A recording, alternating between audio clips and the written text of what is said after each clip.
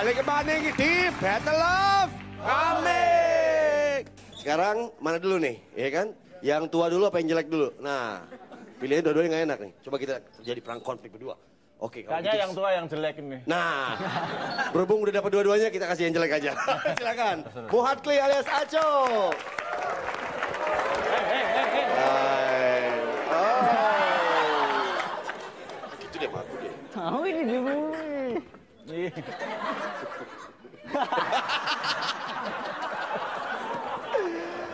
Oke, selamat malam. Gue mulai dari tempat kelahiran gue dulu ya, yaitu Tanjung Priok. Sebelahnya New York itu ya.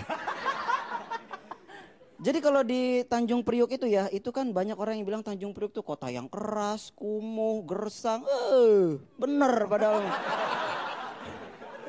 Bener itu ya. Jadi soal kekerasan gitu gue pernah ngerasain, gue naik metro mini sama pacar gue gitu kan. Pakai rok segini dia. Seksi banget dah.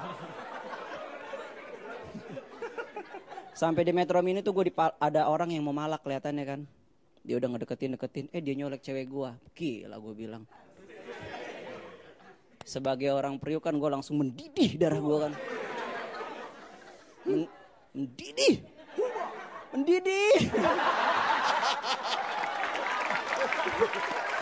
Kan jadi ketularan dulu itu.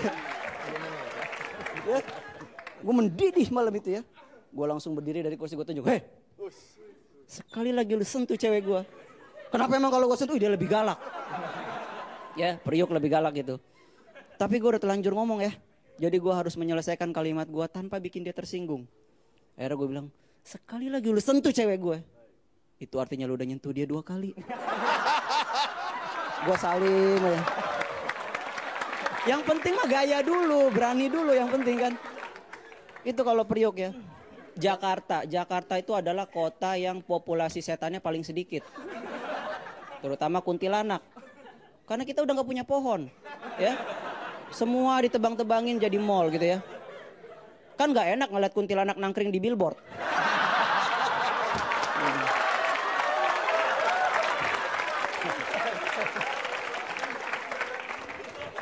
Yang ada Satpol PP disuruh turun dikira orang gila kan. Woi turun. Itu gak enak ya. Dan kalau di Priok itu ada satu spesies setan yang gak bakal mau di Priok. Itu suster ngesot ya. Karena di Priok tuh jalannya geradakan. Bolong. Apalagi kalau habis hujan. Itu sekali dia ngesot kejeblos udah bopeng-bopeng. Udah gak ada suster ngesot di Priok mah. Kalau kata bosnya, lu kenapa nggak mangkal? Oh, nggak bopeng-bopeng bos. Nggak mau dia. Gitu ya.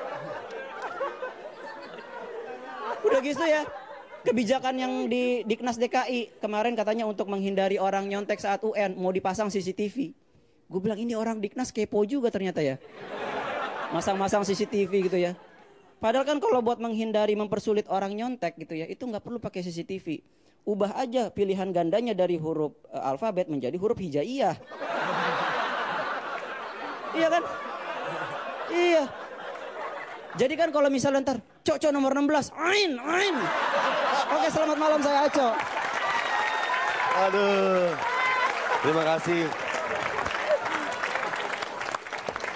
Belum patah. Santai dong. Tapi di sini nggak ada yang belain kota gue, Padang. Ada yang dari Padang nggak sih di sini? Padang, yeah. Tapi di Padang itu ada teman gue namanya Buyung. Buyung itu belajar bahasa Inggris. Wih, hari pertama dia les bahasa Inggris. Sampai ke rumah dipraktekin nih ibunya, ketok-ketok. Der Mader, wih, Der Mader. Madura apa Wih, masih. Open that door, Mader. Yeah. Open that door, please right now, Mader. Indah open that door, then panje window.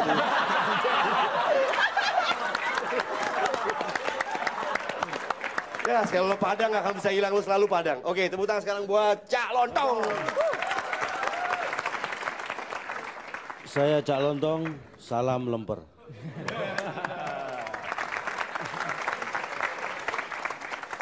Tenang.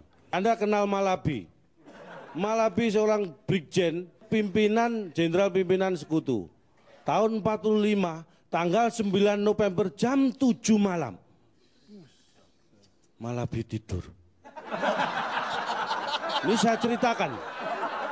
Ini saya ceritakan berkaitan dengan masalah Surabaya yang Anda tidak tahu. Jam 10 malam dia bangun. Anda tahu kenapa dia bangun? Dia merasa gerah. Waktu itu dia di Surabaya. Tepatnya di sebuah hotel. Anda tidak tahu kalau saya sebutkan nanti dalam buku berikut saya yang saya terbitkan. Itu tidak saya cantumkan juga. Supaya Anda tetap tidak tahu. Jadi Malabi bangun jam 10 pagi, dia merencanakan besok jam 10 pagi, 10 kurang seperempat dia tepatnya. Tanggal 10 November, Surabaya kita bumi hanguskan. Jangan wis, ini dalam bahasa Inggris dia. Saya terjemahkan supaya Anda tahu. Karena kalau ini tadi saya ngomongnya bahasa Inggris, bukan cuma Anda yang nggak tahu, saya juga nggak tahu. 10 November pagi di Surabaya, suara pesawat meraung-raung. Tahun ini tahun 45, pesawat masih meraung-raung. Anda jangan menyangkal sejarah. Perdalam sejarah Anda. Mikir.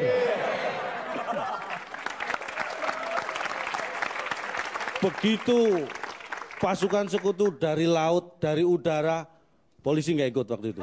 Polisi sekutu nggak ikut. Menyerang Surabaya. Bung Tomo terkenal dengan pidatonya. Iwak peyek. Maaf. Dengan pidatonya. Memberikan semangat pada seluruh rakyat Surabaya untuk melawan yang namanya sekutu Belanda sampai titik darah penghabisan. Saya waktu itu juga wis gitu. Waktu mendengar cerita ini. Persis seperti Anda. Berarti Anda menerima persis seperti saya menerima pada saat itu. Berarti ada kemajuan Anda. Begitu pidato Bung Tomo menggelora di seluruh, waktu itu disiarkan di RRI, belum ada radio swasta, belum ada TV swasta. Dari RRI disiarkan seluruh rakyat di Jawa Timur, terutama di Surabaya.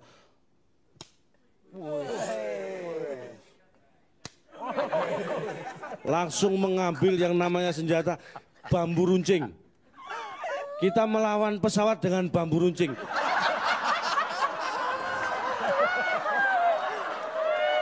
Anda bisa tertawa sekarang, tapi Anda bisa tertawa sekarang karena bambu runcing itu. Anda harus mikir. Kalau saat itu para pejuang tidak membawa bambu runcing, saya yakin Anda tidak bisa tertawa. Makanya mulai malam nanti bawa bambu runcing kemana-mana. Supaya generasi penerus Anda bisa tertawa. Saya ajak lontong, salam lemper. Gue bingung sama lu. Lu beli buku sejarahnya second kali ya, nggak sama yang mau gue pelajarin tuh tadi history. Baik, Calontong, tepuk tangan buat Calontong. Dengan keanehan, keabsurdan, itulah dia. Silahkan buktikan sendiri di rumah, pemirsa, baca buku sejarahnya dan pegang bambu runcingnya erat-erat, oke? Kita balik lagi untuk nentuin tim mana yang menang, oke? Tadi apa namanya? Tadi Jawir sama? Tim sukses. Tim sukses. Apakah Jawir atau tim sukses? Balik lagi di Battle of Comment. Ini mesti belajar sejarah ya tuh? Enggak harus. Kenapa?